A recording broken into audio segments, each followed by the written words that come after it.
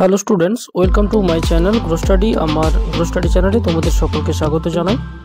2024 উচ্চ মাধ্যমিক পরীক্ষার জন্য নিউট্রিশন বিষয়ের তোমরা ম্যাথের সাজেশন চাইছো। তো অ্যাকচুয়ালি ম্যাথের কোনো সাজেশন তেমনভাবে তো হয় না।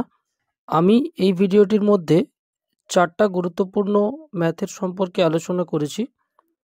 সাধারণত এই ধরনের অঙ্কগুলোই তোমাদের পরীক্ষাতে এসে থাকে। তো তোমরা দেখে নাও তোমাদের নিউট্রিশন বিষয় থেকে কত প্রকারের অঙ্ক পরীক্ষাতে আসতে পারে। এই 4 ধরনের অঙ্ক তোমরা যদি অভ্যাস করো, আশা করি এখান থেকেই তোমরা কমন পাবে। পুষ্টিবিজ্ঞান পরীক্ষায় তোমাদের পরীক্ষাতে সাধারণত অঙ্কগুলো 2, 1 এমনকি 3 অথবা 4 নম্বরের জন্য আসতে পারে। তো এর আগে আমি কিছু অঙ্কের সমাধান করে দিয়েছি, তোমরা সেই সমস্ত অঙ্কগুলো দেখতে পারো। তো চলো দেখে নেওয়া যাক এখন কত প্রকারের অঙ্ক তোমাদেরকে করতে হবে বা তোমরা কোনগুলো ভালো করে অভ্যাস করবে। প্রথম অঙ্ক রয়েছে, একটি আহারে 220 গ্রাম শর্করা অর্থাৎ কার্বোহাইড্রেট, 40 গ্রাম প্রোটিন এবং 40 গ্রাম ফ্যাট আছে। আহারটির মোট ক্যালোরি মূল্য নির্ণয় করো। এই ধরনের একটা অঙ্ক তোমাদের পরীক্ষাতে আসে।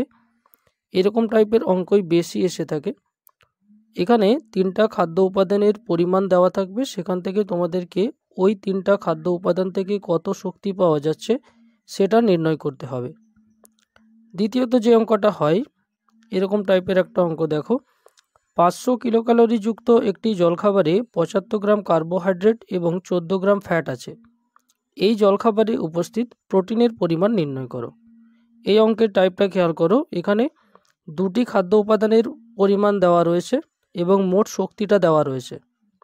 এখান থেকে তোমাদেরকে অন্য একটি খাদ্য উপাদান অর্থাৎ প্রোটিনের পরিমাণ নির্ণয় করতে হবে।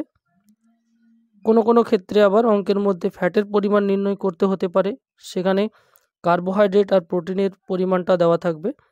তো এই গেল দুটো ধরনের অঙ্ক, যেখানে তোমরা বুঝতে পারলে কীরকমভাবে অঙ্কগুলো আসতে পারে।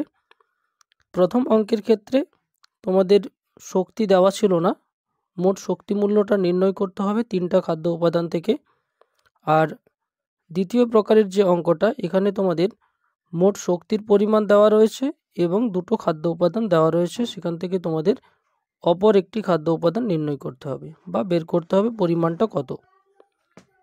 3 নম্বর যে অঙ্কটা তোমাদেরকে বলবো, দেখে নাও, একটি প্রাতরাশ 800 কিলোক্যালোরি তাপশক্তি সরবরাহ করে, যার মধ্যে 12% তাপশক্তি প্রোটিন থেকে আসে। এখানে দেখো পার্সেন্টেজে বা শতকরায় অঙ্কটি দিয়েছে এবং 26 গ্রাম ফ্যাট থেকে আসে। একটা গ্রামে রয়েছে আর একটা পার্সেন্টেজে রয়েছে। তো এখন নির্ণয় করতে হবে ওই খাদ্যে কার্বোহাইড্রেটের পরিমাণ কত। তোমরা বুঝতে পারছো অঙ্কটা, 3 ধরনের অঙ্ক এখন পর্যন্ত বললাম। এখান থেকে তোমাদেরকে বলতে হবে, আমাকে কমেন্ট করে তোমরা বলতে পারো কোন অঙ্কটা তোমরা পাচ্ছ না, সেই অঙ্কটা নিয়ে আমি ভিডিও দিয়ে দেব সমাধান করে। তারপরে 4 নম্বরে যে অঙ্কটা রয়েছে, একজন 20 বছর বয়সী তরুণের দৈহিক ওজন 60 কেজি, উচ্চতা 160 সেমি। তরুণটি বিএমআই কত? তো বিএমআইয়ের অঙ্ক আলাদাভাবে আসতেই পারে, কিভাবে নির্ণয় করবে সেই বিষয়ে আমি ভিডিও দিয়েছি, তোমরা দেখে নিতে পারো। এই ভিডিওটির ডেসক্রিপশন বক্সে লিঙ্ক দেওয়া থাকবে। এই অঙ্কটার সাথেই একটা অঙ্ক আসতে পারে, ওই তরুণের জন্য প্রয়োজনীয় 2400 কিলোক্যালোরি তাপশক্তির জন্য কার্বোহাইড্রেট, প্রোটিন ও ফ্যাটের প্রয়োজন কত হবে। এক্ষেত্রে দেখো, কার্বোহাইড্রেট, প্রোটিন, ফ্যাট তোমাকে বের করতে হবে যেগুলি অনুপাতে দেওয়া রয়েছে। এদের রেশিও বা অনুপাত হলো 6:2:2।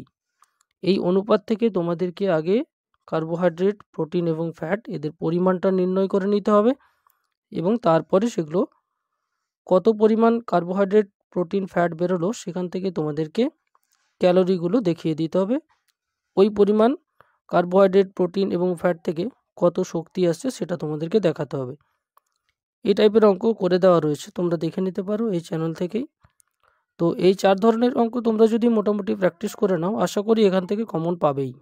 ভিডিও ভালো লাগলে লাইক করে দিও এবং চ্যানেলে নতুন হয়ে থাকলে চ্যানেলটি সাবস্ক্রাইব করে নিও।